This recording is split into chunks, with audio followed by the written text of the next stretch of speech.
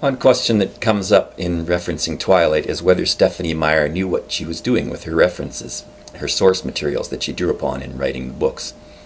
And there seems to be a lot of attention directed toward the sources which I would consider relatively minor, and attention diverted away from what I would consider the most important and major sources, the Book of Mormon and the Bible. There are references to things like Pride and Prejudice, Midsummer Night's Dream, Jane Eyre, and that.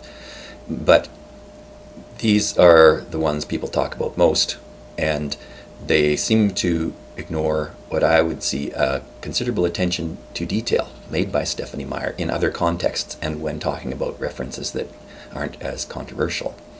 In the movie Austenland, which she helped to produce, there's a DVD where she discusses all the behind-the-scenes details that went into making the movie and presenting it the way it is to the viewer. And someone who could go to that much detail, not as great as, say, Stanley Kubrick in Eyes Wide Shut, nevertheless is putting forth a message that isn't completely acknowledged, as far as I've seen, in open discussion of what the Twilight books mean. They, it seems to me, are essentially a parallel from the eating of the apple in the early part of Genesis, which is openly discussed and is on the cover, to the origins of the 12 tribes of Israel in Genesis 29, 30, 31 or so.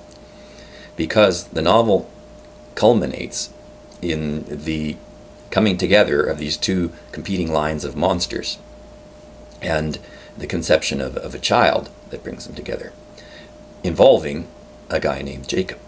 Jacob is a trickster character in the Bible, and here he has some parallels with the mythology of pre-Columbian North and South American peoples, particularly Central and Southern American, who see the wolf as a trickster character. But in the Genesis story, Jacob is a trickster, and he is tricked by the father of the woman he wants to marry, so that he has to delay what he wanted to do for 7 years, and then, in some ways, another 7-year period.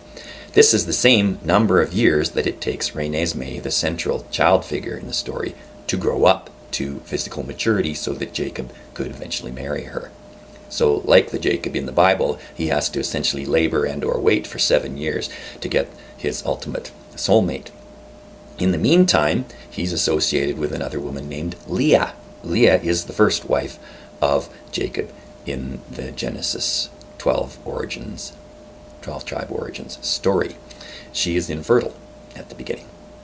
And this is the same as with Leah. All these shapeshifters in Twilight are male in that clan. There hasn't been a female one until Leah. Leah arrives, so now there's a possibility of having a pack, which Jacob is starting to form, a pack of his own, which will have both male and female wolf shapeshifters in it.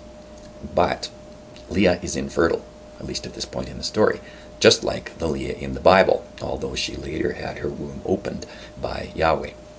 And this was part of a long soap opera chain of events that led to Jacob having children by various different women, because at various times his intended wives couldn't conceive and had him have children by their handmaidens instead.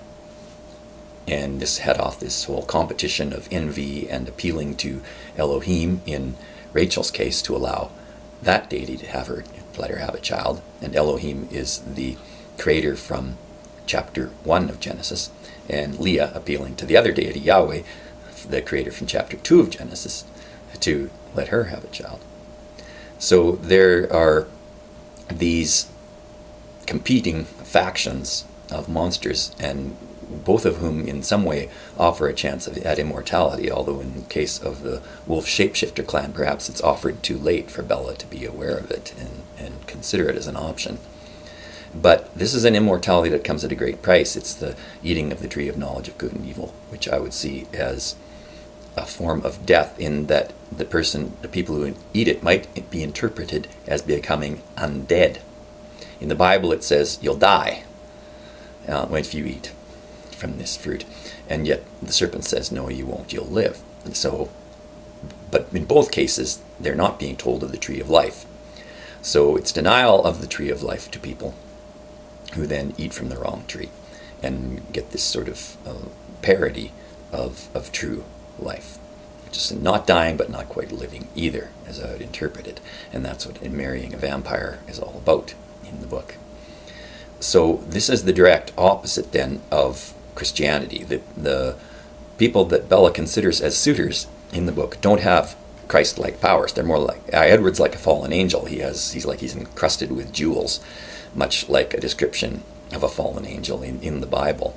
And Eden is a place that has a lot of jewelry and precious metals and so on in it. So she marries people who aren't self-sufficient. They can't conjure up food like Jesus does. They don't do the same sorts of healings of the blind or lepers or raisings of the dead or casting out of demons. And Twilight is morally about marrying demons more than casting them out. And in this way, it's about as far as possible as you can get from the biblical ideal of becoming the bride of Christ as a member of the church.